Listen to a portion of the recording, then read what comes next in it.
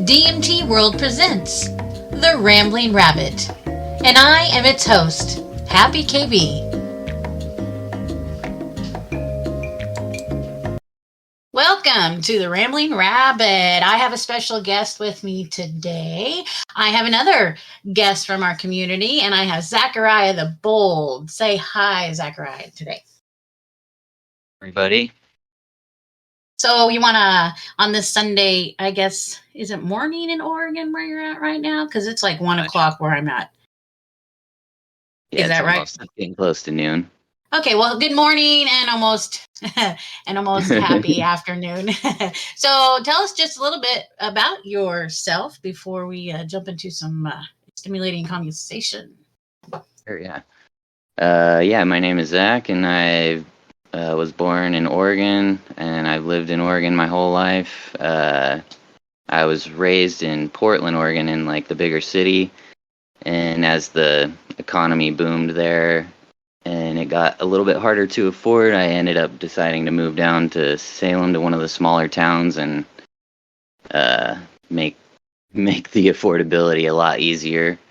And yeah, I've been doing psychedelics since I was in high school, and I guess I tried cannabis my first time in middle school, but yeah, and only since I joined DMT World has it been more of a like conscious spiritual journey for me. So, like, high school was like, what, 15 years ago? Is that right? Roughly, yeah. I'm 31. Oh, okay. See, you're 30. I think the age range of DMT World I've gathered is about 30 to 40. I mean, we have people who are obviously older, and we do have some younger people, but it seems like the age that a lot of us are between our 30s and our mid 40s. And I find that interesting that's the age that likes to be in DMT World. I don't know why that is. Do you have a theory behind that? Why maybe we don't capture the younger crowd as much? I feel like because the younger crowd is more cautious because they're under the radar of their parents. Mm-hmm. So they don't feel as much of like the free will to just explore things like that. True. And as everybody like grows up, especially I feel like when we get past that quarter life crisis scenario, we start looking like more inward to ourselves. Right. And we start to feel more like accepting to doing like psychological exploration and just like bettering ourselves. How can we like continue a happy quality of life essentially? Right. I do. I think you're right. I think part of that is aging. I think as you age, you shift.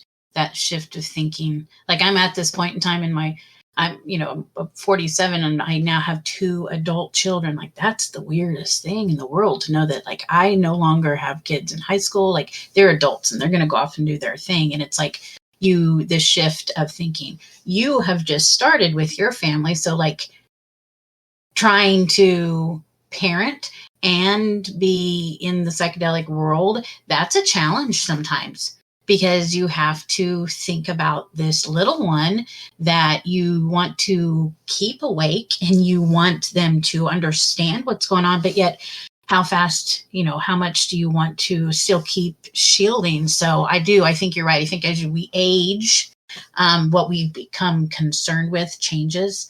Younger, we're just kind of like, I don't want to get in trouble. I don't want to. As we get older, we're like, fuck it, who cares? That's kind of where I'm at. I'm kind of in the, fuck it, who cares? Like, they're going to ground me? Like, right. I moved back in with my mom and dad. Love it. It's very difficult though at the age that I am. I've lived here several times. And sometimes I have some weird, like, kind of flashbacks, but kind of like still like when I was 16, when I was in my late 20s, and now when I'm in my 40s, like there's these different things that I deal with, and it's like I love it, but my kids are now gone and my parents, and it's like you've got to judge your surroundings where you're at. It's just kind of strange. Here's my question for you. you grew up in Portland, is that right? Is that what you said? Yeah, I grew up in like Northeast Portland. Has it changed much? Yeah, it's changed a lot. It's just like Drastically. boomed a lot in like maybe probably the last like 5 to 10 years. Yeah. Oh, wow. And yeah, Okay. the economy has exploded to the point where I think they even have their own like separate minimum wage from the rest of the state because it's gotten so expensive there. Oh my. That's interesting. Yeah, it's incredible, like the rate that it's changed. Huh. That's that's wild. So where you guys are at is where are we at legality wise with psychedelics? Are we legal? Are we decriminalized? Is it what is the what is Right going now, on up here where you guys are at? Because right now Oregon is fully, sorry. no, you're Yeah, fine. Go right ahead. now Oregon is fully decriminalized, so uh, as far as I'm concerned, usage is totally approved. Nice. But I think they're still working on the play with the legalization in like therapy and all that kind of stuff. There is like some centers in Portland that I've heard of that you can get the therapy done with mushrooms right now, and I Oh, know that the ketamine uh, sessions have also been approved. are these I'm things not that are sure covered? what the MDMA is right now, if they're doing the Right, because that's PTSD. right, because I think those are still in clinical trials. Right, right. I haven't heard if they've moved that forward or not, but if they had them, I'm sure they're pretty close with using it in therapy. Do you know, is insurance covering any of this stuff? Do you know that? I mean, I don't know, but I figure since you're up there, you may have more ears on the ground with all that stuff than I do. I actually have no idea. I'm not sure if insurance is catering to it or not. Right. I know in Florida, I believe this was the case. I don't quote me 100%. I think at one point when they started the ketamine stuff out there, I think I want to say insurance were either had it on the table thinking about covering it. They were covering it to a point because it was under therapy use, but I know that that was yanked. Like that was it stopped even thinking about it at one point in time, and I just didn't know how close we are to that because I know a lot of people, if they're capable of utilizing insurance, would be more apt to be getting those therapy because I can't imagine how much those therapy stuff is going to actually cost out of pocket. From some of my friends who still live in Portland, Mhm. they've mentioned to me that there is places there that you can have the mushroom therapy, and they've told me that it's actually like not crazy expensive. Really? So Interesting. yeah, it's actually like from what I hear pretty affordable, so you wouldn't necessarily need insurance. But Huh. if you wanted to have it free ever, then yeah, of course. Well, of course, yeah. So, what do you think about that segue moving into utilizing in the clinics the way that they're utilizing with therapy and what they claim it therapy using it for? Does that make sense? Like, how do you think about that? I don't know how I think about it because I haven't seen enough data yet, I guess, of after the start of the therapy, what is going on. It's like we have one of our staff members, she does ketamine infusions. And so I get to hear a lot about like after the use, after that, the session she has. And so, that makes me go, okay, maybe this is something that is actually, more beneficial than what we're actually seeing on certain platforms. So what do you think? When we talk about mushroom therapy, what comes to your mind or what do you think about it?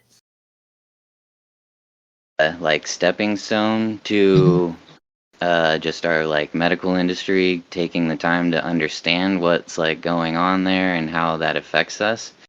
But I do also think that we have a very long way to go with it because in some senses, it does feel like all the legalization is happening like very rapidly, and they're allowing themselves to make claims about it that not everybody agrees with yet, or we don't know are necessarily finite. Right. Um, so I mean, I think there's like benefits to it happening, but I feel like there's a long way to go with it. And as far as like just everybody jumping on board and doing it, it might not be the best thing. But for the people that are jumping in and trying to do it, it's definitely giving them like more of an opportunity to like learn from and understand like how to do it better. And I do think that it will constantly like improve. Interesting. I agree with you. I agree. I think if intention with this is pure, and I think if we keep Right. going with that moment, that momentum of intention, and doing it for, not to be cheesy, but for the good, yes, I can get on board with it easier than I can with what I'm seeing with how rapid it's all moving with the money factor. That's a really hard thing to watch, and just want to make sure that everything is legit with that, because it's hard to be like, we like I said, ego is something that the mushroom, the psychedelic world, anyways. Um, Fuels and festers, and even it does for the people who are not even using the psychedelics, the people who are administrating them, the people who are utilizing, getting them in our hands, the people who are making laws. Like, ego is a big factor, and ego is something we all struggle with. And so the intention, that's what I really hope that most of us trippers that maybe are involved with this, I hope our intentions are moving in the correct direction. And because I think it's the only way we're going to move forward with this and actually be successful with it, at least in my mind's eye.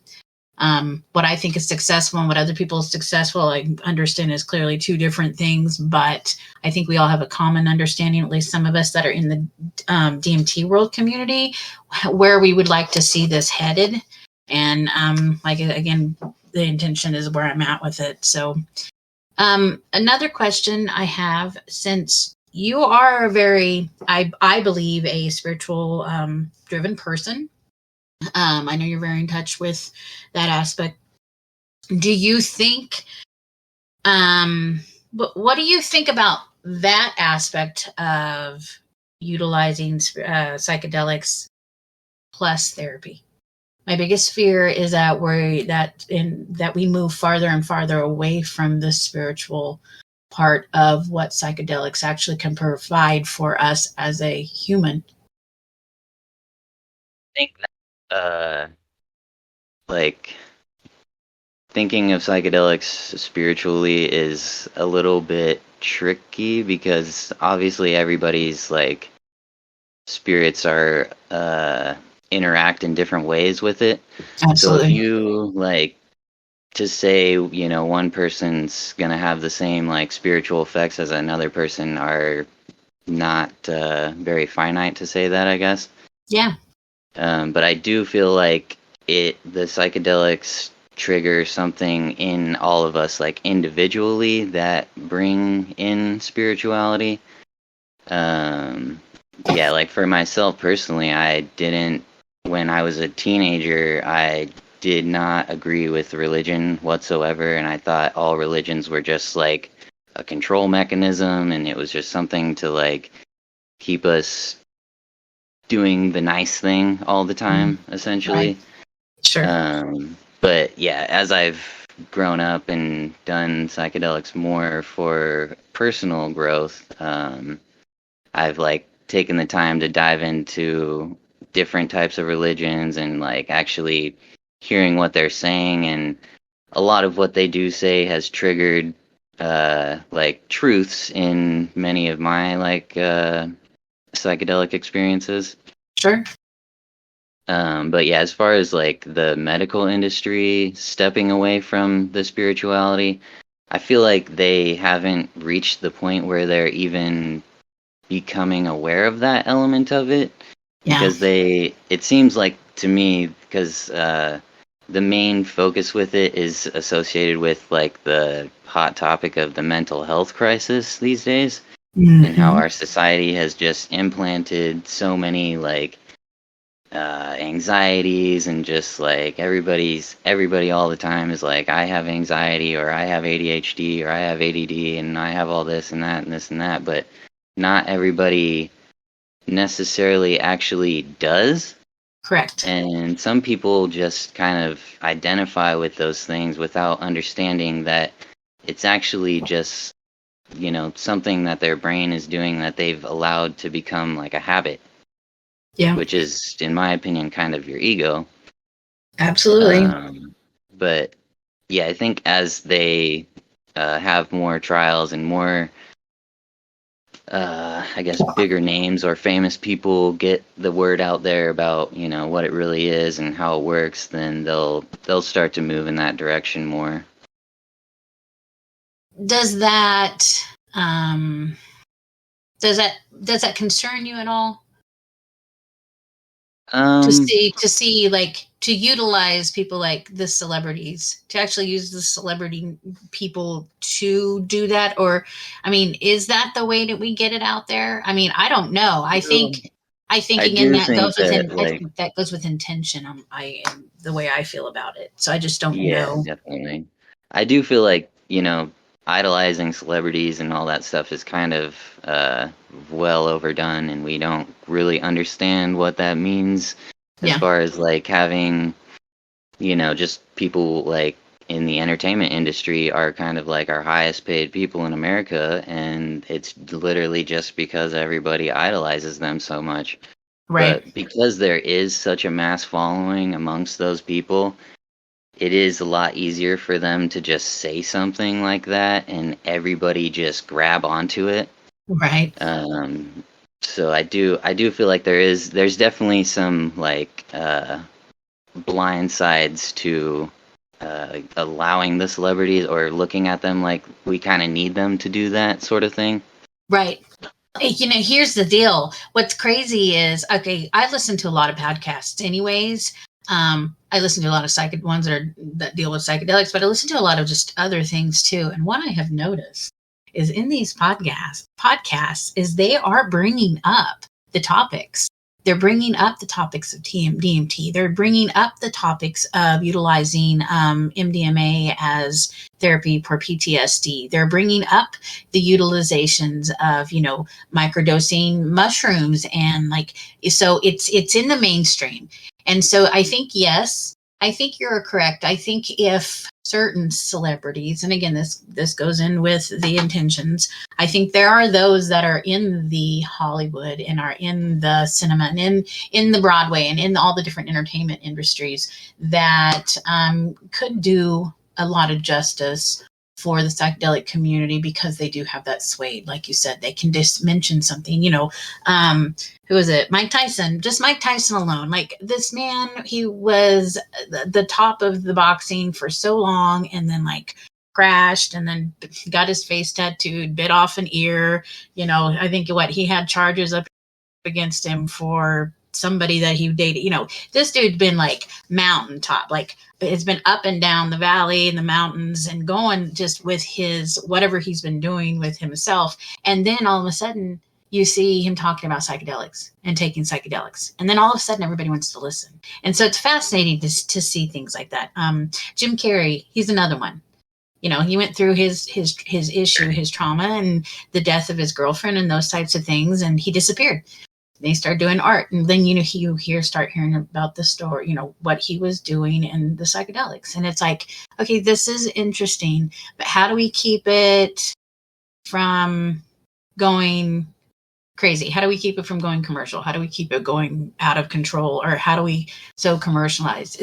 And then that's when the cash grab comes. That's when you start making, it cheapens it. So like I agree, there are some celebrities that could do some really good justice. Woody Harrelson, for instance, for marijuana, Snoop Dogg, even for cannabis. I mean, we have these staples that are in our society.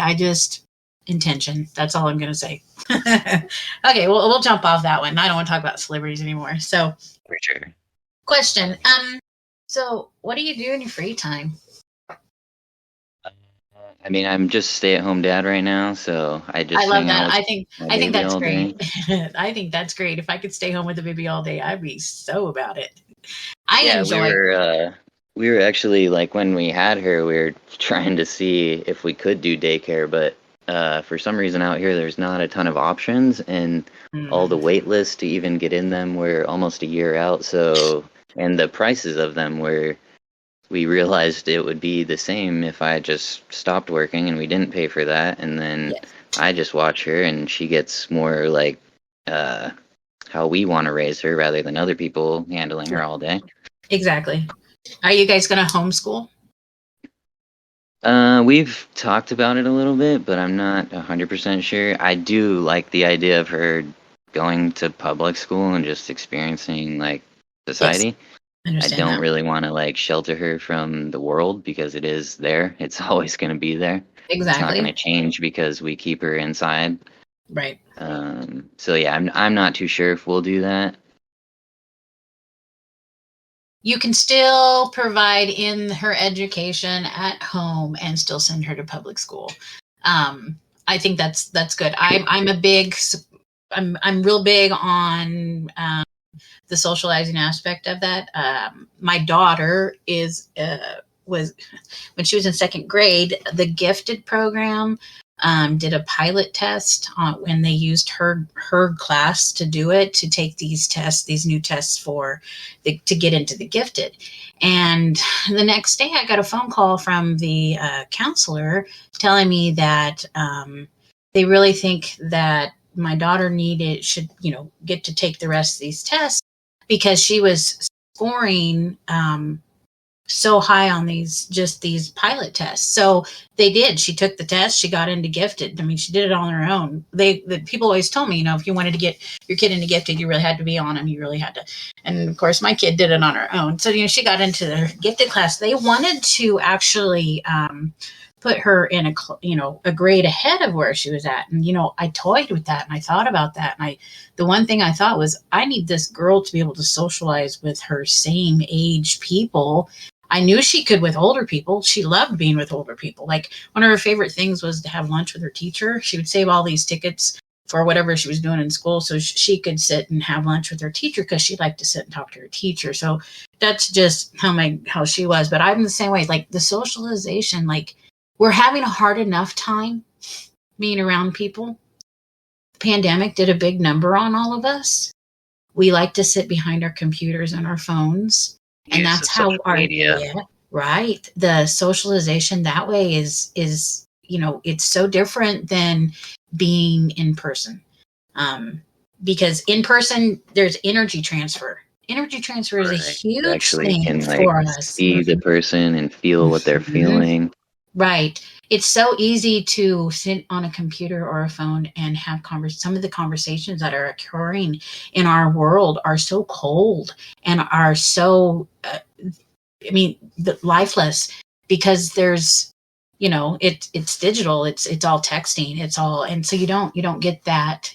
When you hurt somebody's feeling, it's a lot harder to tell you did it over a computer or a phone than it is when you're actually talking to somebody in person.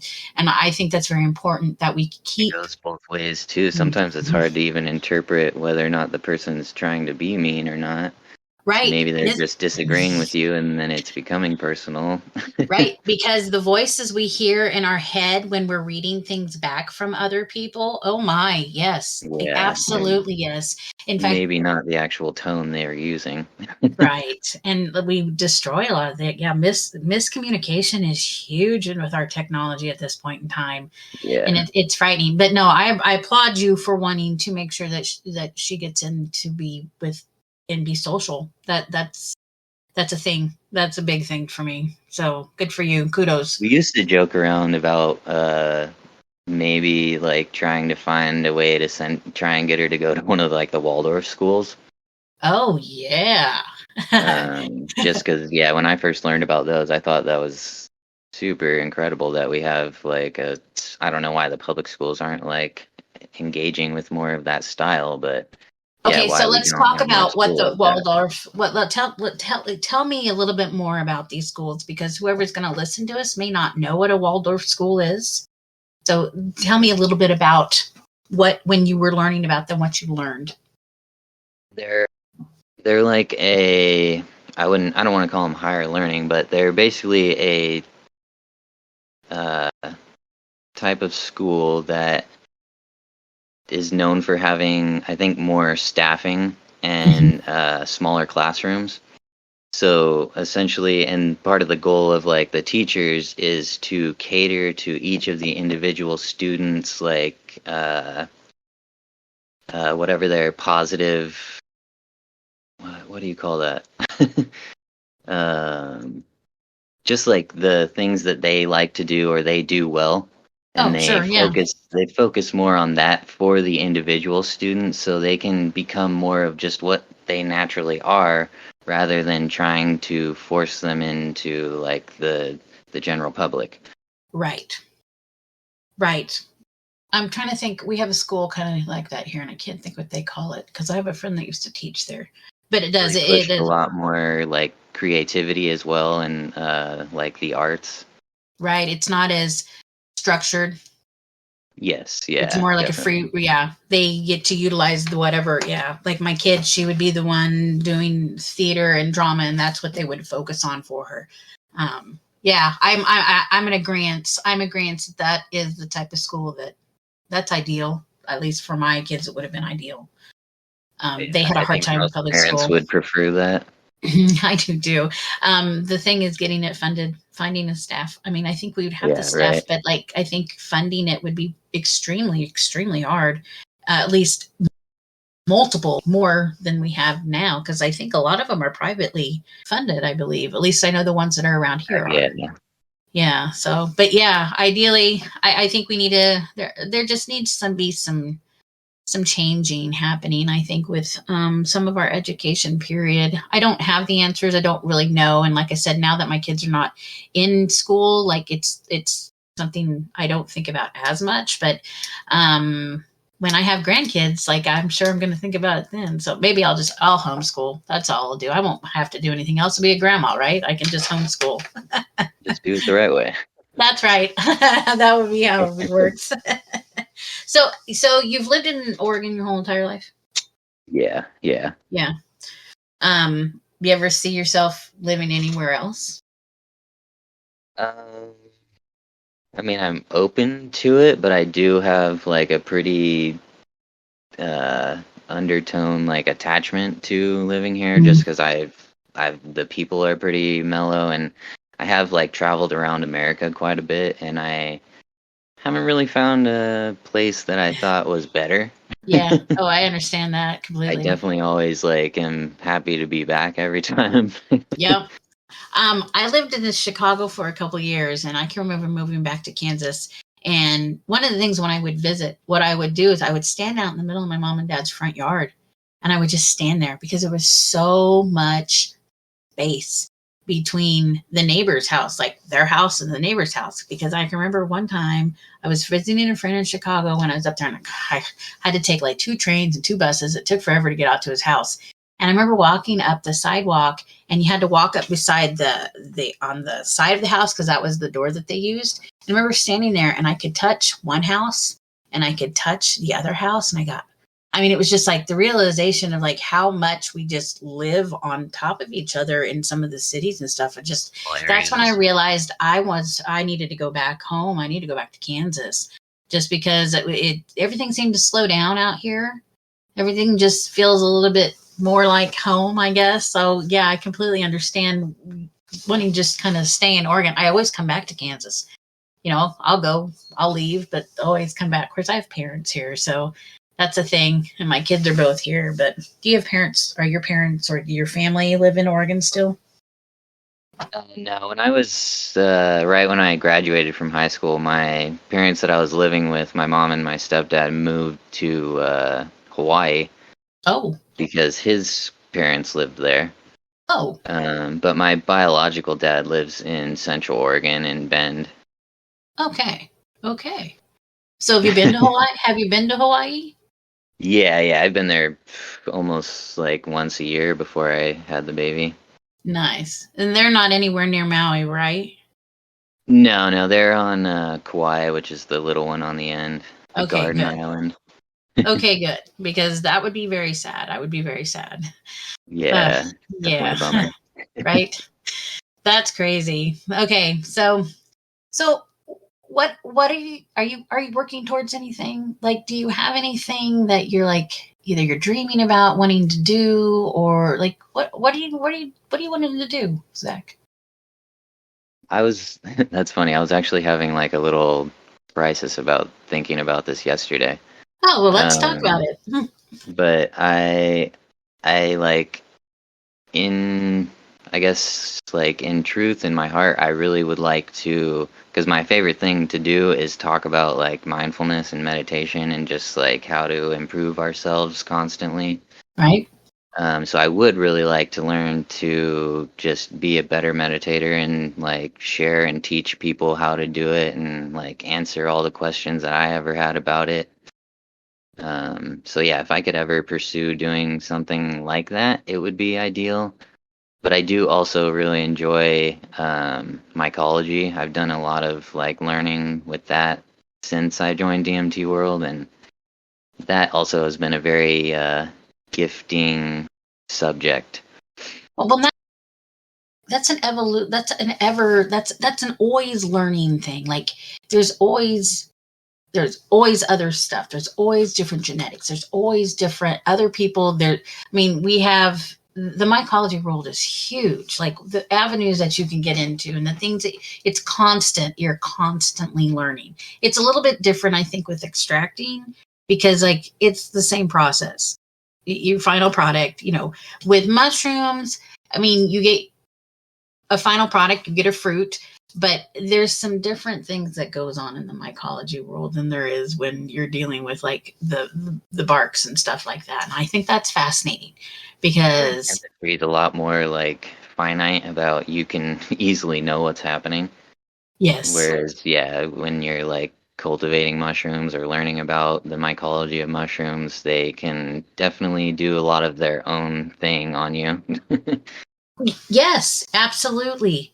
My favorite thing is to sit and talk to somebody who is into mycology, because there's this similar thing that they all seem to take on. Like, the mushroom really, it talks to people. It really, it attaches itself to the people in the mycology world, and it's amazing to see. I mean, they all act like they're mycelium too, and how they all interact with each other. It's crazy, but it's super fascinating. That, I think, learning what I've learned, because I'm not a mycologist. That's not something I have dove into yet. Like, I've got most of the tools to do it. I've just never, like, where I'm at right now, it's not something I've even looked into. But learning it and watching the people in DMT world and how they explain it and watching what's going on, like, I learned so much that I didn't realize I ever wanted to know about mushrooms. Little story. I come home the other day and my mom's sitting in her chair, and she was like, I just watched this. It was on a cooking show, and she was like, they went to this mushroom farm. And I was like, oh, they did. And she starts telling me about like how they grow these mushrooms and these different types of mushrooms. Like, she could break it completely down, and broke it down to how the mycelium works and how, everything from the beginning to the end. And I thought, maybe I should start growing mushrooms. I mean, it was just one of those things. And she's like, she's talking about these gourmets, and she's talking about, I mean, it was just interesting to see her just spontaneously talk to me about that, because she knows about DMT world, but they don't know what I do. They have no idea how deep it goes. And they, they don't know much about the community. Yeah, my grandma was doing the same thing to me last time she was here, but she wasn't being like specific about what kind of mushroom she was talking about. And I just naturally was like assuming that she was talking about psychedelic mushrooms, and I was like, "Oh yeah, they're great, and they help people with all kinds of things." And then yeah, she was like getting so excited about it. I was just like, "Oh, you want some?" And she was like, "Oh yeah, sure." And then I like gave her a bunch, and she opened the jar, and she was like, "I don't know if these are the kind that I was talking about." Oh, did she keep But them? I was like, it's too late now, so you can have them, do whatever you want, give them to my aunts and uncles, they'll like them.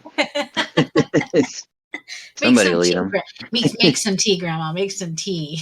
Yeah, definitely. I always used to, that's one of the things. If I could dose my parents willingly, if they would be like, yeah, okay, I would do it in a heartbeat. Like my mom suffers from a lot of pain. She's kind of chair bound. That's one of the reasons we moved back in here is because my parents are getting old and they need help, and she can't move around very well. But it's like I always tell her, and I'm like, Mom, I'm gonna get you a concoction of something because she takes. I finally got her agreed to take THC pills, and so she has been taking those to manage some of the. She gets mean. She kind of gets mean because of the pain, and so I've noticed that THC gummies, sometimes just live resin in a capsule will settle her down. And she knows what she's taking. She's not real. I mean, it's not that she's not real happy about it, but I mean, she's just in pain. But I keep telling her, I'm like, we're gonna start some mushrooms too, and she's like, whatever, And it's just kind of that. Okay, if I really could dose her willingly, it would be right. Maybe one of these days. For sure. What are your cannabis laws like up there? It's been fully legal for quite a while. When it first became legal, the prices and the taxes on it were a little off. Like they made it so the prices were insane, and then it was mostly just because all of the businesses that first opened up were being taxed so much. But after that first year cycled through and the state realized that they had received like tenfold the amount of tax money they thought they were going to get, all of the shops are like extremely cheap now. It's like I can't even. You can get an ounce for like $40, $30 even. It's crazy. Nice. Yeah, that's crazy. So, do your dispensaries, is everything grown locally? Like, is anything brought in from others? I think it's all local, but I haven't done any of the research myself. Right. The dispensary I go to gives, like, on their label it mentions like which farm it comes from. Oh, And when that's it first became legal in Oregon, all of because Oregon has a lot of like agricultural farmland, so many of the farms started trying to just grow it outside in their field like it wasn't a big deal. But they all realized that it takes some work to actually like produce high quality, like at least like smokable flower. right. It was all everybody was realized that they were getting like a lower quality product that you would just want to use to make some kind of like oil or dabs or something That's what like we call that. in Kansas. That's what we call Kansas ditchweed. Yeah, exactly. So now all their fields are gone and you don't see them anymore, because it used to be you would go down the main highway in Oregon and they're everywhere left and right were just fields of cannabis. Of cannabis, huh? That's fascinating. And Yeah. so they're just not growing anything out there then, right? Those fields are just empty. Mostly right now. Oregon is mostly known for growing grass seed, Okay. and What we're kind of one of the grass? biggest hops What? and hazelnut producers. Oh, okay. They What? grow grass for all kinds of things, like all the golf courses, and I can't remember. There's like a bunch of really popular places that are just like super nice grass fields and 90% of the time the seed comes from Oregon. Interesting. I didn't know that. Huh. Get my agricultural lesson here. Yeah, that's cool. Huh. Interesting. Yeah, and then we're like number 2 in the world for hazelnut production, which is what like Nutella is made out of and Oh all kinds of yeah. sweeteners and stuff like that. And then hops as well for all the beer. Drinking some beer. Yeah. Huh. That's why Oregon has such good beer up there. So that makes sense. Yeah, You said exactly. you're down by Salem, in Salem, is that right? Yeah. How big is Salem? Not that big, surprisingly. And it's only recently in the past like 5 years since I've been here been getting a lot bigger. Huh. That's good. I don't like huge towns. I don't like small towns. I don't mind them, but I like mediocre. Topeka's kind of a mediocre town where I'm sitting at too. So, Yeah, it's a you, lot slower. It's easier to manage. yes, exactly. It is easier to manage. Spoken like a true small town living kid. You said that decriminalization has happened in Oregon, and Yeah. what does that exactly mean? We Uh, hear so many terms. We get legalization, we get decriminalization. Okay, so tell me what decriminalization actually means by Oregon standards, and how is it different from legalization? so they established that via the decriminalization that if you get caught with it, you won't necessarily get fined about it. They'll just take it from you Okay. unless you have an amount that seems so excessive that you're obviously like trying to distribute. Oh, Then okay. they would probably investigate you under that terms because distribution is obviously not legal in that sense. Right. But to have like, enough for yourself and maybe a friend or whatever, and you happen to get caught with that, you would not get in serious trouble for that. They would probably just take it away from you. I forget what they have a number amount on the actual bill for it. Gotcha. I can't remember what it is. Is that all psychedelics? Is that just mushrooms? They did full decriminalization of all drugs because, Okay. from my understanding, they're kind of pushing that agenda that Sweden actually has like led the charge on as far as doing like all drugs are decriminalized or legal, and then over in Sweden they actually have like facilities where for any type of drug that you could think of, you can go and just do it there. That's wild. And that, yeah, they've found that doing that, it's lowered like all the problems associated with it. Interesting. I don't know how I feel about that in They a can, whole. yeah. I mean, I would never go to a place like that to do anything like that. Yeah. But I do think a lot of people get lost in a lot of street drugs, I guess. Sure. I And agree. yeah, having a place like that you can safely do it and know there's not going to be any weird stuff in it. You don't need to worry about, dying because it's got the fentanyl or whatever in it. You can just go to a medical place and do it if you need to do it, if you're addicted to it or whatever. But Here's my yeah, question: Is and you probably don't know this answer, and if you don't, that's fine. I would like to hear your thoughts about it. I understand the concept, and I'm not opposed. I'm not opposed to the idea. My question is, when they're allowing and they're providing these spaces to do this, is there, do you think, or do you know, is there other types of counseling or time being spent um, helping to make them it's the addiction aspect. I have a problem with catering to the addiction because I was addicted. I was an addict. I was a meth addict for a long time.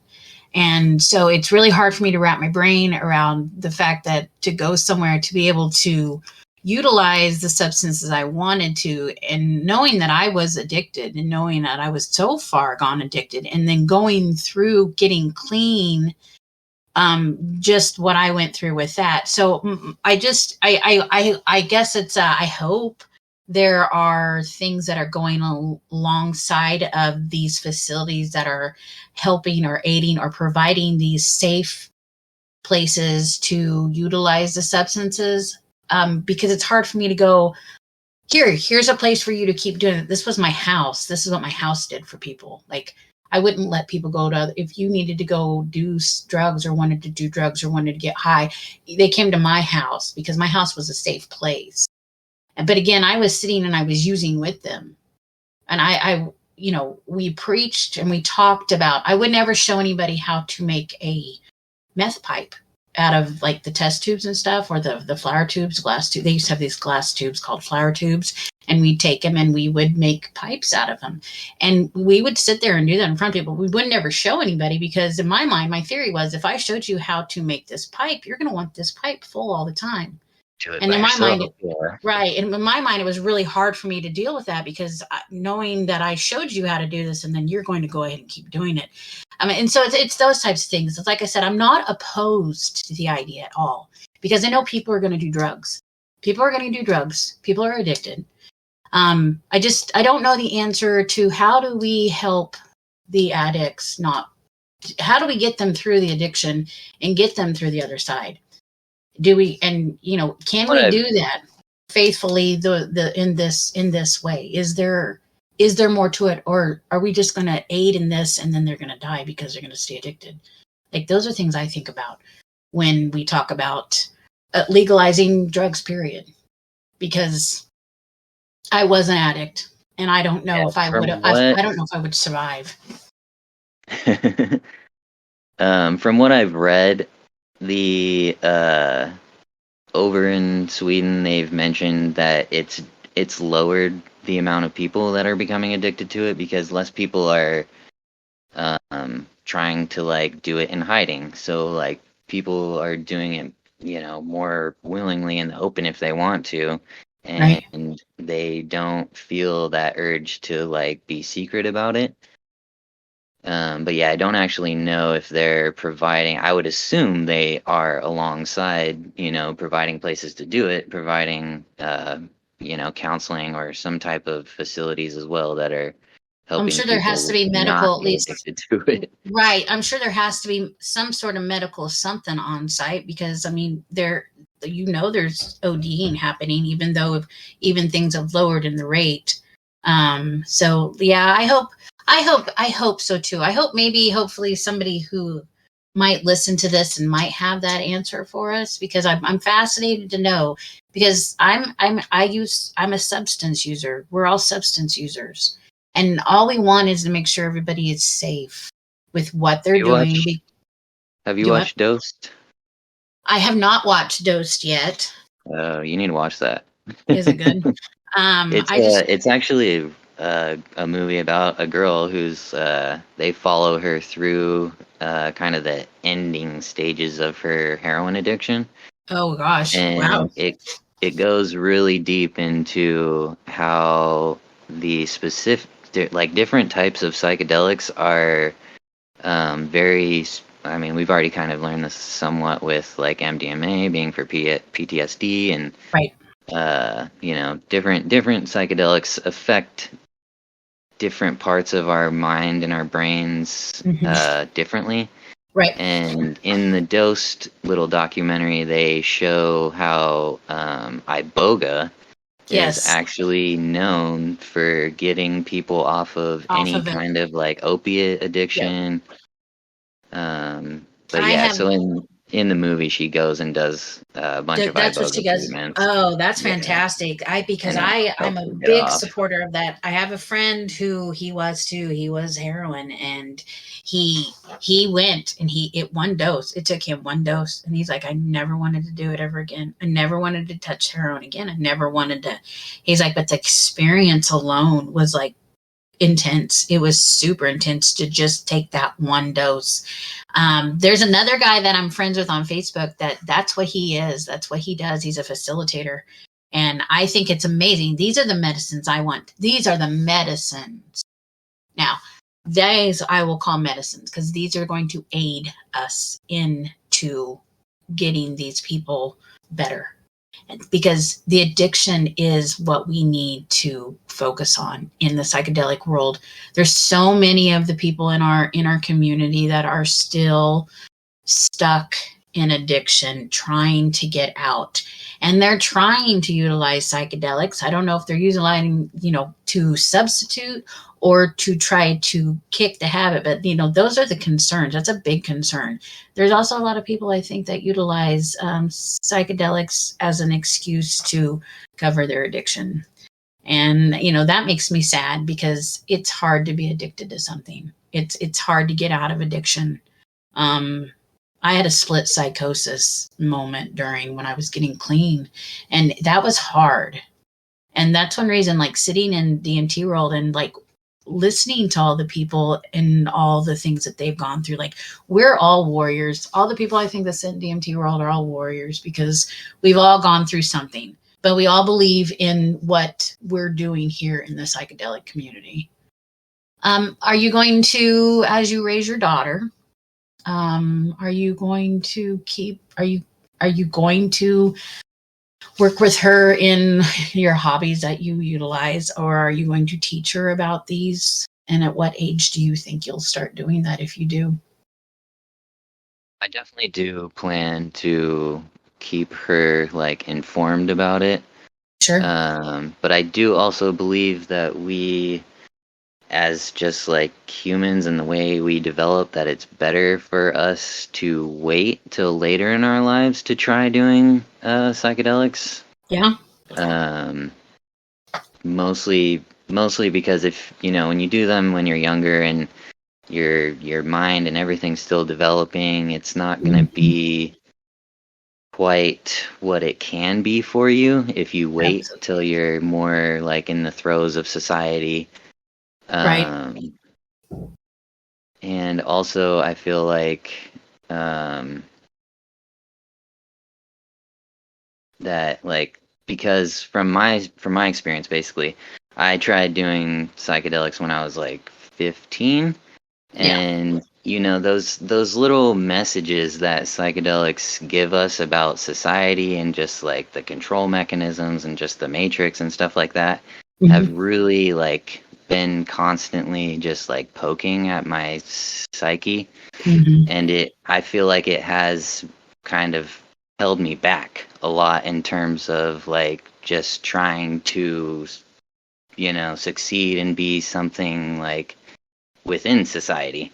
Yes. It's made me feel like a constant like you don't really want to get too into that because it's just gonna mess with your head or give you a hard time. But yeah, I feel like if I waited till I was a little bit older and just kind of Understood did more. naturally whatever society like wanted me to do, and then pulled myself away, I would have a little bit more like experience or even just like power of knowledge. Yeah. Because you pulled that veil back a little too soon and you didn't let your mind age to the point where it could comprehend. Yeah. I totally understand Like that. you get hit with like questions and ideas during your trips that like you may not even have fully even experienced yet. Right. Right. Exactly. And sometimes they don't surface until a lot later. Definitely. Yeah, I get that. I agree that we should be a more mature age to utilize psychedelics. I'm very honest with my kids. They grew up with me being an active tripper.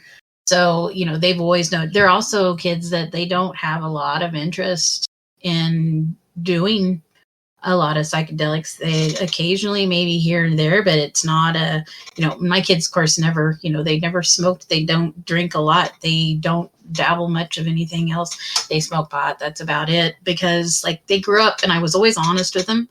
I always told them about things, if you ever wanted to try anything, let's talk about it.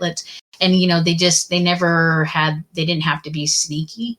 They didn't. And so I'm glad I raised them that way because I definitely feel like when you're younger, that like that element of it being kind of like taboo or what is that kind of yeah, excites you more to like try more and like what is it right. like and what is this one like and what is that one like. Exactly. My kids are like, whatever. My Yeah. daughter, when she first started high school, she was like, I think I need to find some kids that are bad influences. And I'm like, well, okay, well, what do you mean? And she's like, well, I kind of think I might be the bad influence. She's like, I'm the most experienced out of out of everybody, or I have the more knowledge. And I'm like, oh yeah, she never did find the bad influence. So I think I taught her enough to get her through. But she just they just don't have the desire to go and be sneaky in the drug war. And I think a lot of it too is because we talk a lot about harm reduction. We talk a lot about There's risks safety. too. Right. They're trying to avoid.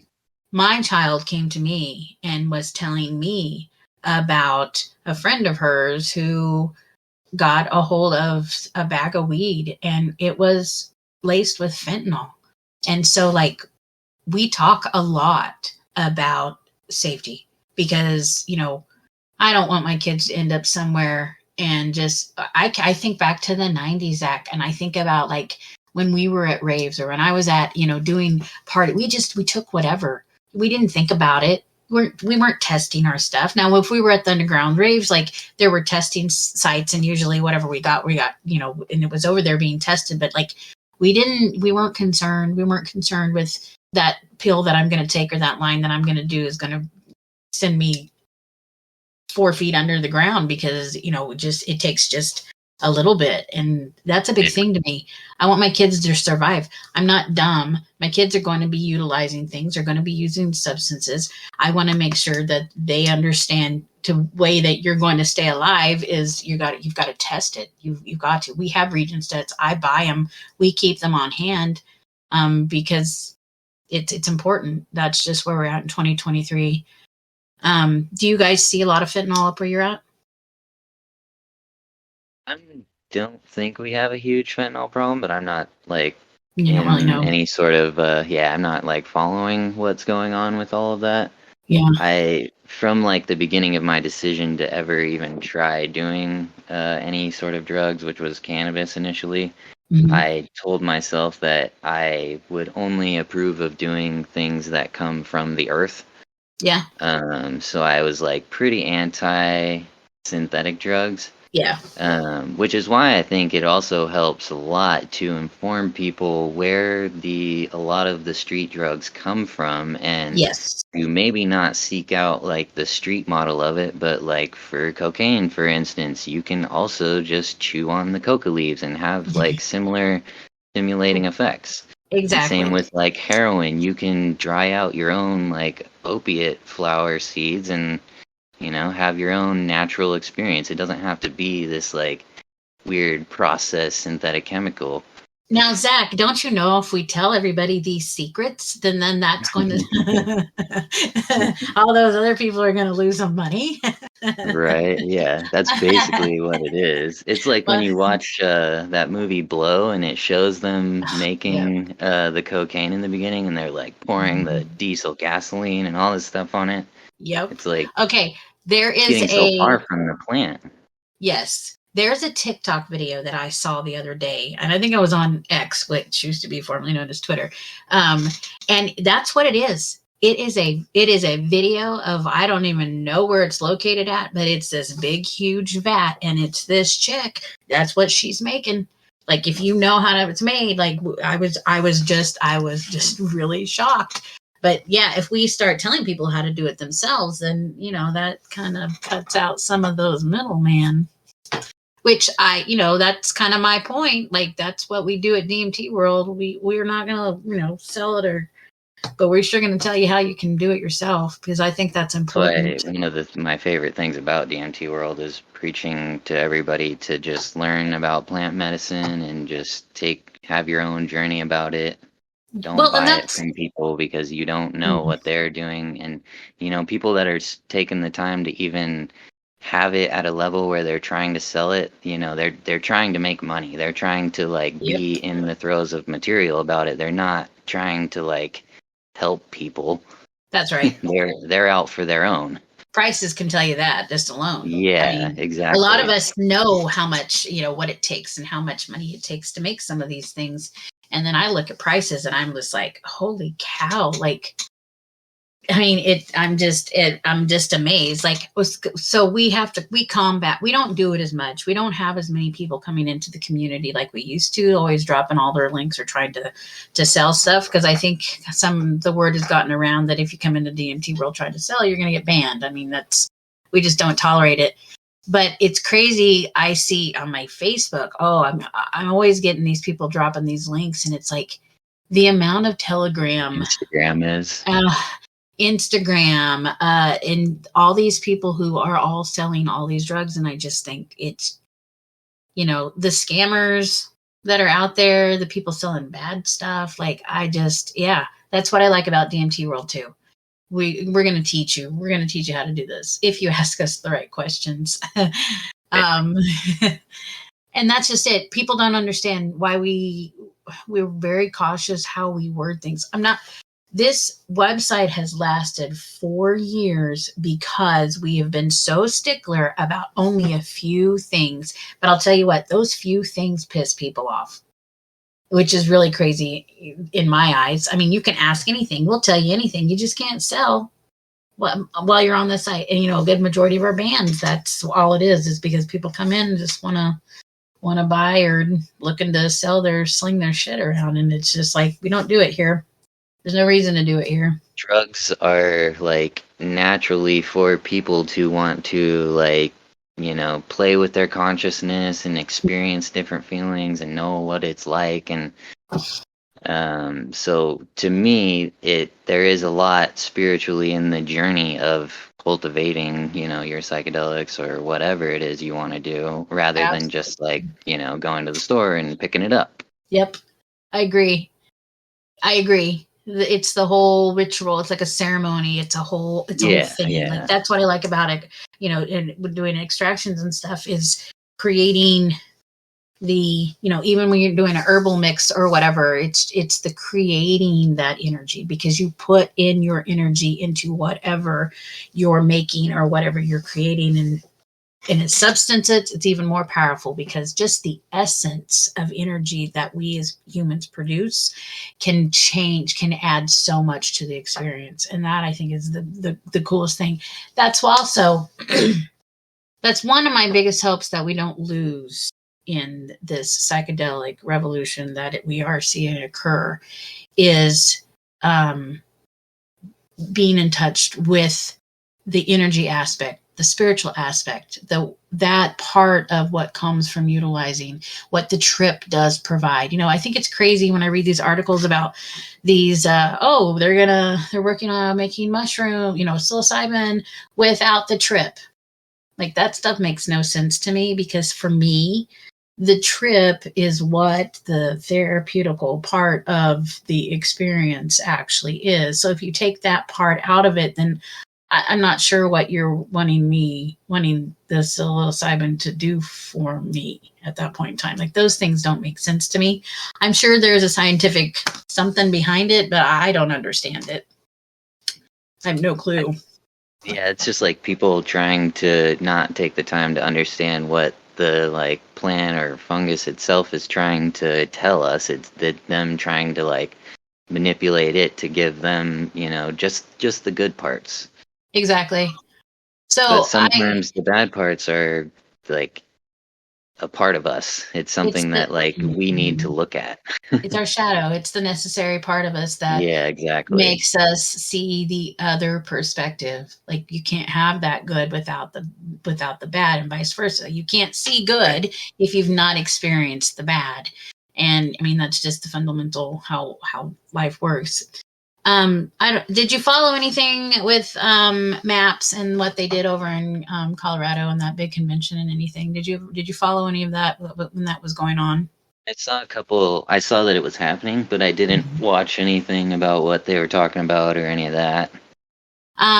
You should. I think it'd be quite interesting. I was going to ask you about, I don't know if you're aware of any of the conversations that have been going on with the native, our indigenous people, and them being either part of the conversation of psychedelics or being left out of the conversation of psychedelics.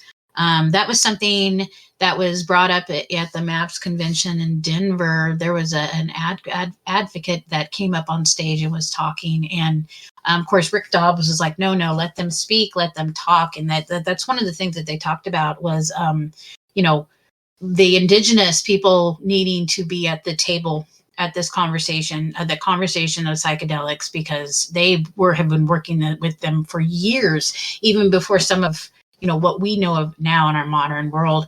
What do you think about that? Do you think that we have lost some of that, or do you think we are doing enough to bring the indigenous cultures into our conversations with psychedelics?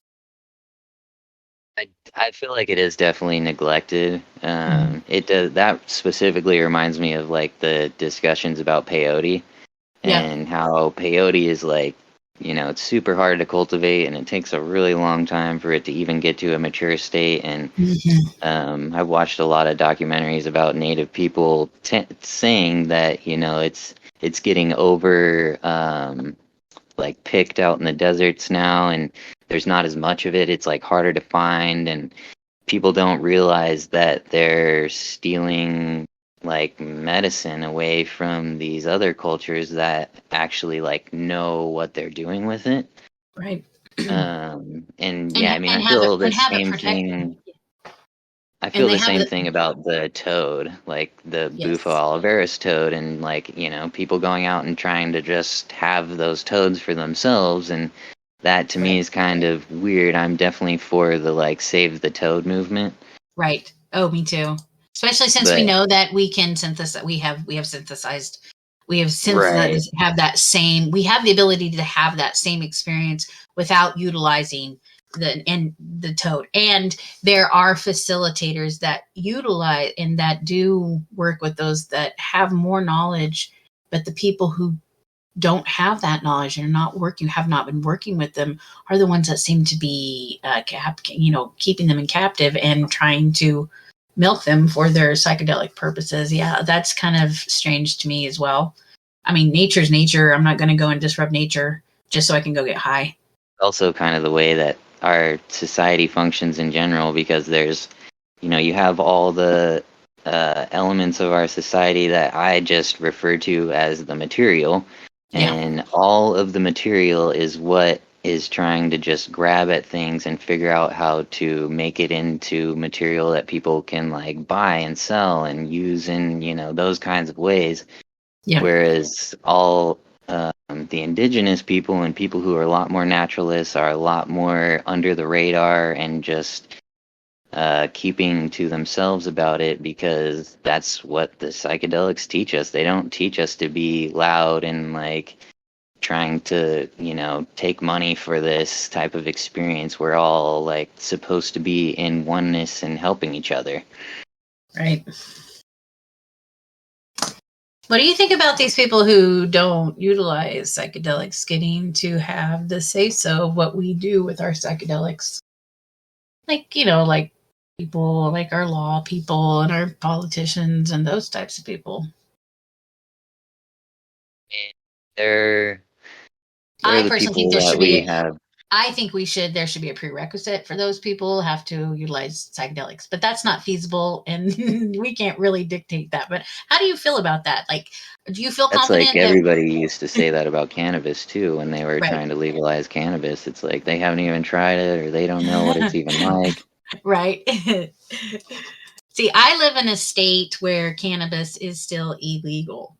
We just got hemp passed a couple of years ago to use like CBDs and stuff. So I sit in a state that we're probably going to be the last state, if ever, to legalize. I mean, even medical, they can't get medical. We've been trying. We have somebody in our community named Prairie Drummer.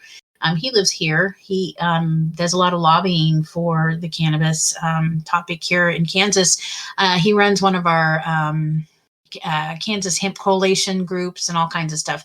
But we have such old thinking heads in running our government at this point in time that they don't see any value.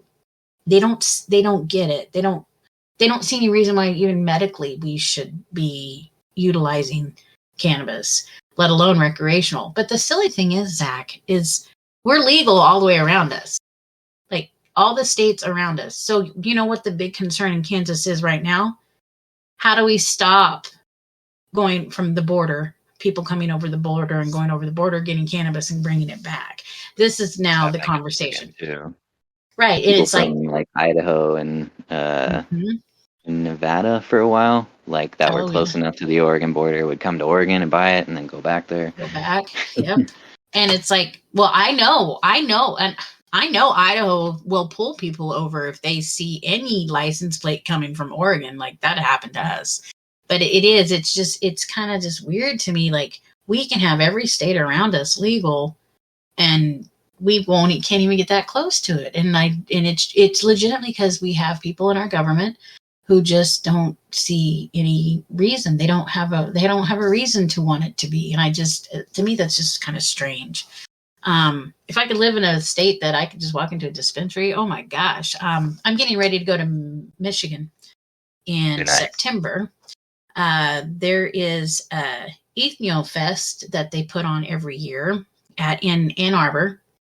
And so that's where we're heading to. We're going to meet up with Clapp and his wife. And he's like, we're going to go to Detroit and we're going to go to a dispensary. And I'm like, I've only been to like 2 dispensaries in my entire life because I live in Kansas. So I'm relatively excited when I get to go to places and like get to go explore that part of the world, because like that's all foreign to me. That's why when you're like, yeah, we're decriminalizing everything in Oregon, I'm just like, well, we've criminalized everything in Kansas. So like we sit on two major spectrums where you're at compared to where I'm at. And the hardest thing is to know, that's why like the conversations of cannabis that come up in DMT world is really hard to have with people, because when they're like, well, it's legal where I live and it's not legal where I live. And, federally, we abide by federal laws. That's why we can't talk and stuff about it. But again, it's like, the vast differences from your state to my state makes me wonder, what direction we are actually going to end up as federally. I don't know. I don't know if we're ever going to all get there. I don't know why we wouldn't, but it's sure taking us a long time to get there, and I'm not sure what the holdup is. Will be like, we're no offense to like the older generations, but a lot of the older generations are the ones that are anti even trying things like that, because they grew up in a type of society that was like, very about the material, and either you're doing it the way the TV says or you're not doing it at all. And yeah, so we have like all those types of people that have, taken the time to get into the politics and be in our Congress or, our government. And we don't have as many of the younger people who have taken the time to do that. It reminds me a lot of the movie SLC Punks, if you've ever seen that. Yes. Yeah, and in that movie, he learns that in being a punk in society, he's not actually like changing anything about society. So in the end of the movie, he goes to school and learns how to work the law, and he becomes a lawyer. And Yes. yeah, so he takes all of that, his like angsty punk feelings, to like the government essentially. And we need the same thing to happen with people who utilize psychedelics. We need them to realize that we kind of need to get into the throes of society if we want it to become the society we want. Exactly. I firmly believe in that. We've also got to make sure people understand that they can make that difference. They actually can, if they get up and they become a part of that movement, they can make a difference. So I think we get a lot of people that sit and are just like, it doesn't matter. My vote doesn't matter. It won't matter what I do. And that's not true. Psychedelics kind of tell us to like relax about it and be more modest and not make a big deal about it. But in a sense, if we do for a little bit until, some of our more experienced psychonauts start to like get into the government and implant the psychedelic, agenda on things, then, we'll start to see things like that happening for us. Right. I mean, Grace Slick tried. She tried to dose Nixon when she went and visited the White House. She just couldn't. She just couldn't get it all the way. But no, I agree with you. That's one of the reasons, like going up to Ann Arbor and going to this fest. Like Ann Arbor, I found had like one of the first hash bash advocate for cannabis.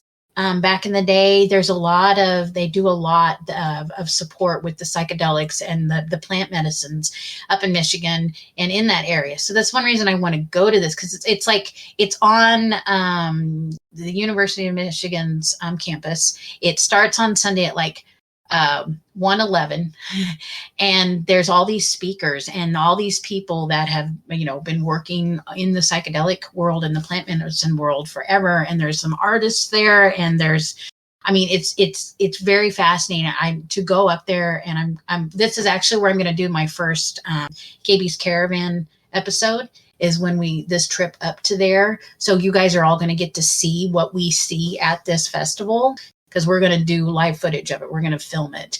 But I want to talk to these people. I want to find out what these people are doing, how one person like me or anybody else that is interested in their place that they live, trying to get more involved into this. How do we do this? How do we make what they're doing in this one place the same in all these other places? Because we have the ability to do it. I think the community of us, if we don't, I feel that we're going to get lost in what's going on in the psychedelic world. One of the things I want to explore, how do we make sure we have our individual rights to these substances? And that's something I'm going to go to this festival and try to find people and talk to them about that. How do we make sure that we as individuals still get to have the ability to grow, to consume, to make the decision of quantities and what we do? Because a lot of times decriminalization and legalization brings regulation, and regulation sometimes sends those people like us right back to being restricted in certain elements of these substances. Even though it's been decriminalized, even though things are legalized, the restrictions will probably be more applied to some of us, because I'm not going to be needing therapy. I already know how to utilize what I'm doing right now, but I may be told I may not be able to have access to some of these things. And those are the things I want to make sure that I and other people in my position get to have that same right. Even people like you in a place where you're at, where you are experiencing decriminalization and legalization, personal use is a thing, and personal use is something that they can take away from us, even under the guise of decriminalization. And so those are things I want to find out, going to talk to these people who are already got their foot in the ground, I guess is how I want to say it. But that's how I feel about all that. I'll go off on rampage, so you have to reel me in. Well, yeah, I'm definitely excited to hear about the caravan. That's going to be awesome. It's fun. I'm getting more and more excited as I think about it, because the KB's Caravan came about when pandemic happened. I felt like when we were all trapped in our houses and we weren't going out and doing stuff. I used to lay in my room with my daughter, and I used to sit there and brainstorm. And I told her one time about this idea that I had because I wanted to get out. I wanted to get out and meet people in the community. Because like I said, we're going to meet up at Claptrap, Patchenoy Roy, and his wife. And so I'm going to get to meet people from the community. We're going to get to go to this festival. But I said, I want to meet these people. I want to, make this real. I want to experience now community in live. It goes back to the energy transfer. It goes back to, for so long, we've all sat here together for 4 years and we've talked, and we've experienced our lives together. Now I want to actually get to see people. And, I want to try to make it to as many places. Oregon is a place that I'm going to come, and you already told me that I could come and visit you. So, I'm going to hold you at that. And I'm going to make it to California. We're going to make it over to New Jersey and see Spiro Tribe. And I had this big map that's on my wall of the people that I've been talking to and the places that we're going to go and travel to. So, it's really exciting, because it's time to get out and meet people. It's time to, I think some of us are scared of meeting each other. It kind of goes along with that, before we started talking, that anxiety of what am I going to say? What am I going to do? It's the same thing in person. Meeting somebody for the first time in person is so nerve-wracking. I've met probably a handful out of the community. And that first meeting is it's very nerve wracking. But it's like Spyro's like, I feel like I'm more connected to you now. Well, that's part of what KB's Caravan's going to be, is connecting us even more so as a community, because I think some of us have kind of put a distance within each other, even though we're in the same community. Does that make sense? Like everybody's a little guarded because, nobody wants to get in trouble. That's right. Nobody wants to get in trouble. I'll go get in trouble with Yeah. everybody. That's So, why the podcast is great, because everybody's getting a sense of like, what you're about. That's what I feel like we need more like educational information avenues for people to understand what's going on and like what the psychedelics mean and like what the progression is and how yeah. we can all be a part of it. Right, because we all can be a part of it. We Right. all get to, we all do this. And so I laugh when people come in and they're like, do we all have the same visuals? Well, we do when we all are, I don't read trip reports. I don't read, especially if I'm doing a lot of psychedelic use and I'm tripping a lot. I don't try to read outside material so it does not affect what goes on in my trips, because I'm very well aware that whatever I'm needing in my trip is whatever is going to be encased inside internally in me, and it's how I work through some things. So I also know that I can be heavily influenced by anything that I'm reading, that I'm seeing, or whatnot. So I try not to read a lot of trip reports unless I'm at a point in time where, like when I'm doing like psychedelic detoxes and stuff, I'll go in and I'll read stuff and I'll do, things at that point in time. But because the implanting of other people's thoughts and ideas, I see so much artwork. I love psychedelics artwork. I mean, I love it. You love it because you post a lot of it too. So I'm always looking at stuff, and I know that stuff is constantly in my psyche. So it's like I try to really just kind of not do that. And I don't know where I was going with this. What were we talking about? Remember? You don't want to force it, because I used to do the same thing when I first started the spiritual journey after I joined DMT World, where I was like, what is with like what we're seeing and what does that mean? And right. For a while I was really obsessed with the Mayan culture and like the Quetzalcoatl and seeing that like twin serpent and how that was like a thing that they just knew how to make that happen every time, kind of thing.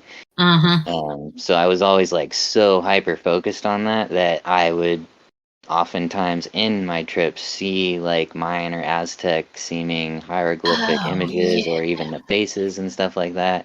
And as I steered away from that and gone into a more broad spectrum with a little bit more focus on like Buddhism, I always see like Hinduistic or Buddhism type of things now. And I don't know if that's like how it works, but it is, like you say, it's just like whatever is inside you at the time. So to like bring any kind of influence in like that it's gonna influence it. Right, it's going to come up. That's why when people are like, does everybody see octopus? Does everybody see? Well, yeah, especially once they're going to read this now because you just put that in their brain. I mean, yeah, right. Here's my question. So we're in 2023, and we are in the beginning boom of AI. How do you feel about AI at this point in time? After hearing like a few people that are very avid about AI, I think it is not good.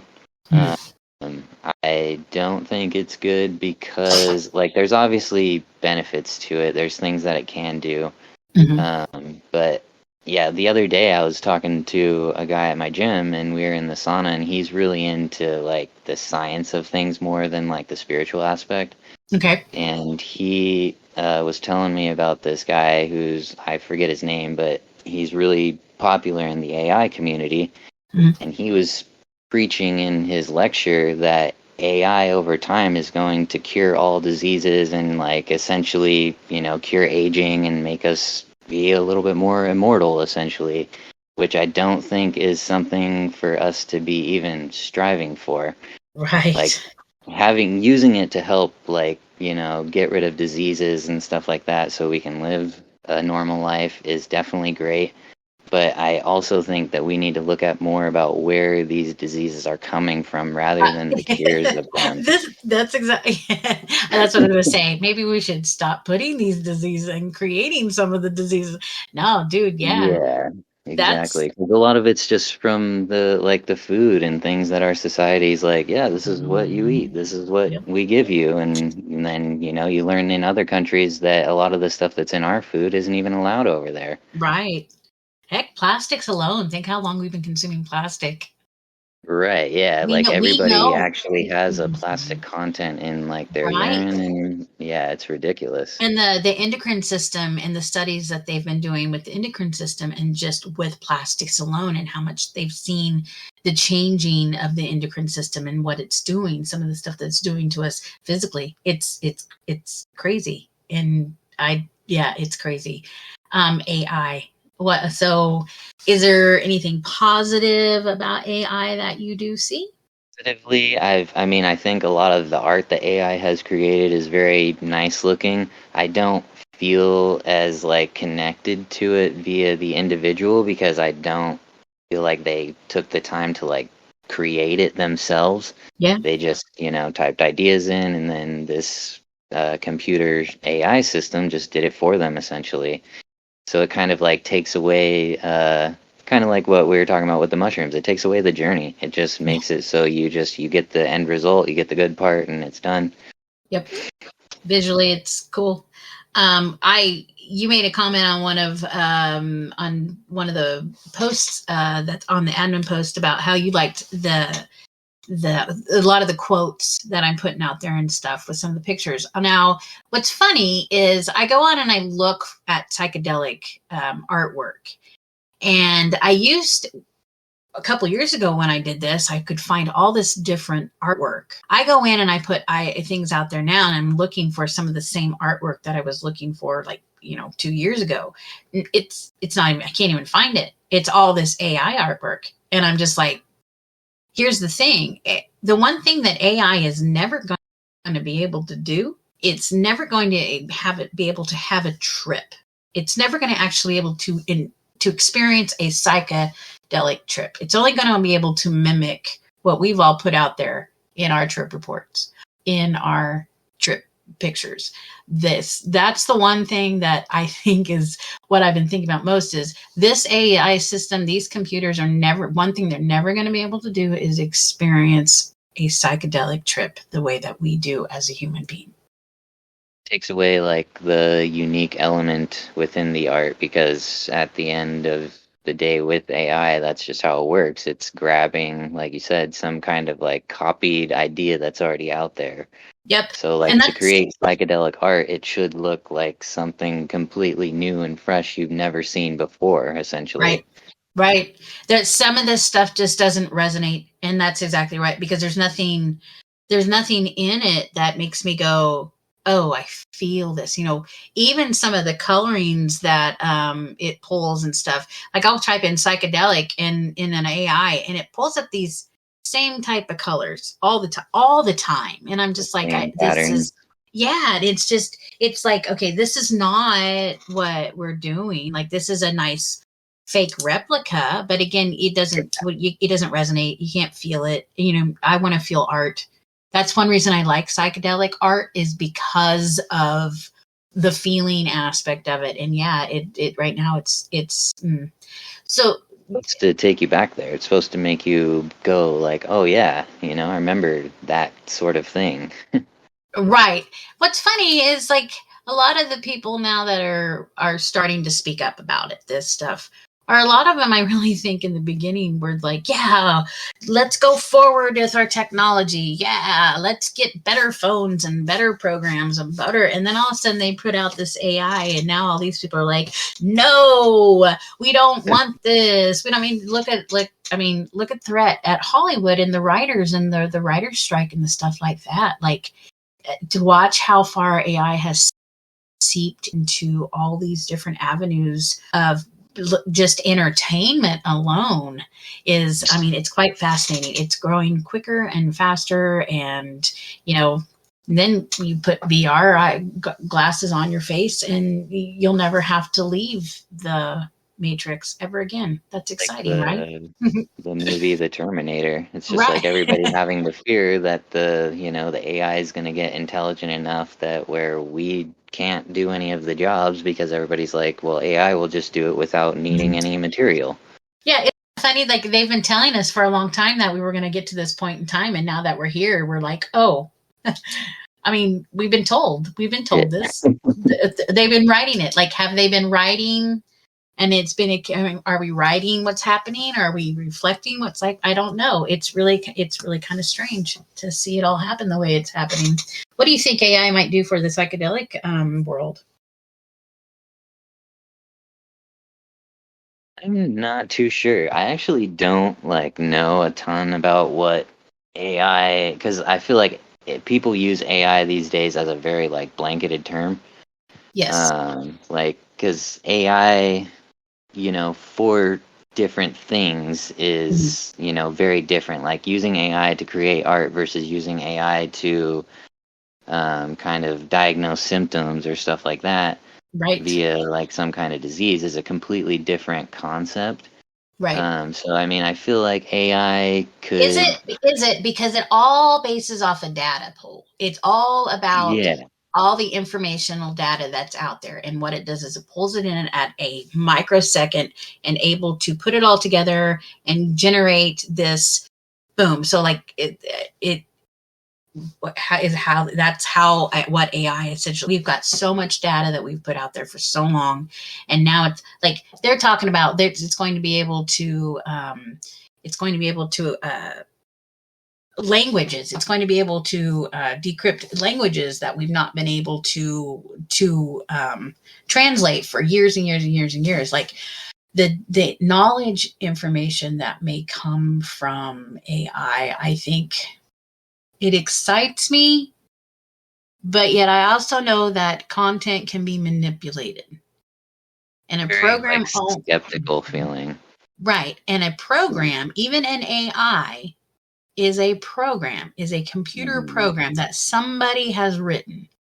So Right. and so those are the things I think about. They talk about, my daughter was talking to me the other day about how some of the AI stuff, like the robotics things and stuff, have kind of become what's the word? Talking about not annihilating people, and talking about, and not being the nice, kind, happy people type program. It's actually, kind of gotten the other direction. And I think about those same things. People programmed these things. Like, how do we trust that? Yeah, I don't trust. Yeah, exactly. There's I don't nothing trust there to make an assessment on. Right. I don't trust people. Why the heck am I going to trust a program? Like, I know it's Right. just kind of crazy. Also, this is another thing I think about, Zach. Like, does this segue into, we already see people who are putting these chips in their hands, and we have these people. My brother, his whole house is a smart house, pretty much. Everything. They have an Alexa in one room. They have a Google Talk in the other. They have all these different, they can turn on their lights. They all by just a command, and everything is smart.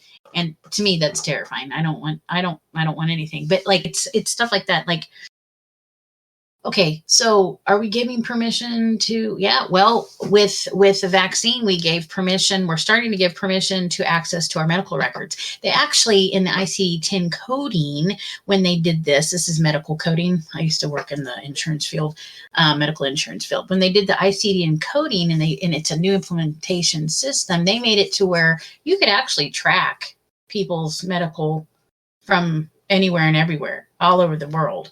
And so, are we giving? Is this a way to give? I mean, AI is taking data that is everywhere, that we have freely given everywhere, and now is using it. So, is this yeah? It's Is against this the HEPA violation, essentially. Essentially, it is. But are we segueing that? Is this what we're segueing? Like, just this giving up all of our data, giving up all of our information. Even from the get-go, we were always told, do not give this information out. Do not put this information out. Now we're creating programs that go in and take data. DMT world, we do not do any data dumping. Like, we don't take anybody's data. The only thing that you put in our system is all the pictures and stuff that you guys upload. All you give us is a password and an email, and that's about it. Like, we don't harvest, and we don't take any data, and we don't share it anywhere, because that's your data. We don't have any right to that stuff. It's ours if you give it to us, like if you put it on the site. But other than that, it's like, I don't know. I'm very leery about where we're heading technology. I'm very leery because I have to use this technology. It's kind of a double-edged sword, running a community, like an online community, and then also being like, I don't want to have, I didn't want to get TikTok. I really don't like TikTok. I have TikTok, but I only utilize it for DMT world, so we can be out there on the platform. But again, it's like, it's kind of a oxymoron, the fact that I don't like a lot of these things. Like, I don't like Discord. Discord's not one of my favorite programs, but I utilize Discord because it's another avenue to connect with people, because in order to have an online community, you've got to have all these online things.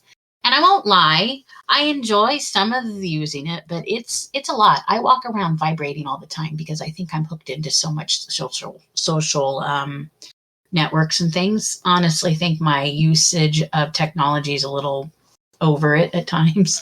This is another reason I want to do KB's Caravan, because I think that will help with some of I think it will help me not be so vibrating all the time with energy. That may sound silly, but I really believe that. I think it's great that the DMT world goes on to all the social media avenues just for the sake of like drawing people from there to to DMT world instead. Right, because we give you a different perspective. And a lot of those people that are using those platforms, not knowing that we're there, but they're looking for something like what we provide in DMT world. Absolutely. We got most of the people in DMT world by the help of Michael Madness, and then us admin going out into like Facebook and all that stuff and blanking in it. And then after a while, for a good year and a half, we ran it for a while, and then we just kind of tapered off. Like, just everything was kind of tapered off. And then the first of this year, I don't know, I've been running the Rambling Rabbit, and then wanting to do KB's Caravan. I have to get out there. The only way in society at this point in time for people to know what's going on is if you're in their face all the time. And the more platforms that I can be involved with, the more people that are going to see us. So, it's a lot. And like I said, if I could focus 100% on DMT world and was able to do that, I would do it in a heartbeat. But like generating funds and money and stuff like that, it's hard unless you're constantly out there putting stuff out there, because we don't provide, like, we don't sell stuff. Like, we don't sell things. Like, we're a platform who thrives off of donations. And so like relying on the community. So the more we grow the community, then the more the site can grow. And exactly. And that's exactly what it is. Like, we do this. I always, when I talk to the staff, I tell them, I'm like, I'm so grateful that these people who are on staff that have voluntarily do this on their side time, that's great. All the people that are in the community that do the same thing, like, that's great. What I get tickled at is people that drop off for a while, and then they come back in and they're like, oh, well, there's all these other new people in. And I think, what did you think? Like, you left and then you come back and it's going to be all the same people? Well, no, it's a revolving cycle. Like, we are constantly, there's people constantly coming and going. We're lucky that we have a good substantial amount of people that are still here, that have been here the whole time. That's why I really enjoy doing these interviews, because I'm talking to you guys. Like, gosh, how long have you been with us? You've been with us since what, 2020? Is that right? Something like that? Yeah. And so, I like the fact that we do have the people that are still in here, because like that shows me that we've got something. Like their vibe is still in there. It's just I have to always tell myself, a lot of these people that just come in and just check it out to see what it is, that's all they're doing. They saw it because to get into our Facebook group, one of the answers basically is like, Facebook is not really a safe place to be. You realize that. Why don't you come and check out our DMT World community? And we give them the site so they can go. So a lot of people come in, make their little account, see what's going on. Probably half of them are like, oh, I can't get drugs here. So then they just move on. A lot of people, I think, have really bad social media habits. I think we get into bad social media habits on other platforms. And so for some people, it's a little extra work to have to do DMT World. I know that sounds really silly, but I really think that's true. We have made it easier now that like how we can upload photos with the app. We've gotten some of those mechanics fixed with the app that way, like our groups are coming back through and stuff. And so a lot of people left when that stuff became difficult and just haven't popped back in since we've fixed it. And so I know that's the case too. I've done a lot of reaching out to people that haven't been around for a long time, just trying to let them know that if they ever wanted to come back, that they're more than welcome to come back. Because I always hate when people leave, to see people leave. I would rather than all just those people that leave have like some sort of their own community that they can, talk with about psychedelics and all that. Because that's that's been my draw to stay on DMT World, is that I don't really have anybody else to talk to about, any of that kind of stuff.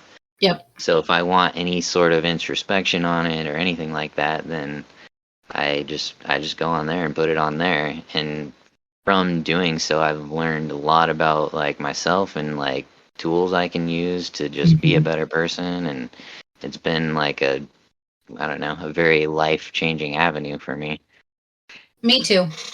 I've learned a lot about people. What I feel with DMT World is these people that come in here are a little bit more real. They are not such surface type people. I don't know if you know what I mean by that. You go into Facebook and you get just a lot of it. There's not a lot of depthness to some of it. The people that actually come in the DMT World, everybody's just kind of reverberating. Yeah. Right. Yeah. Thing. Right. And in DMT World, like you can feel and you can sense the people who want to be there because they get nurtured there, or they feel it's home. It doesn't run at the fast pace. Or when you do ask a question, even if it takes a day or two for somebody to answer, you're getting an actual answer. You're not just getting, an off the cuff comment, or you're not getting just, getting blown off or whatnot. Those people that reside in DMT World are there because they want to be there. And I think that's the value. We don't need volume as long as we've got value and we've got some substance. And I think we've got that in DMT World. Well, Zach, we have almost hit a 2-hour mark. We're going to wrap this up here because I have a feeling your little one might be waking up in the next hour or so, and I'll give you some time to do whatever you need to do. But before we do close this out, is there anything that you want to say to the community, or is there anything that we haven't, a topic we haven't talked on or anything? Is there just something that you would like to say before we end this conversation? I'll wrap it up and read my about me on DMT World. Oh, I love that. That'd be great. So only act with love, and love you shall receive. Knowledge is free. The secrets are no more.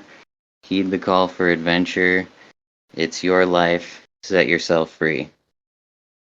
Awesome.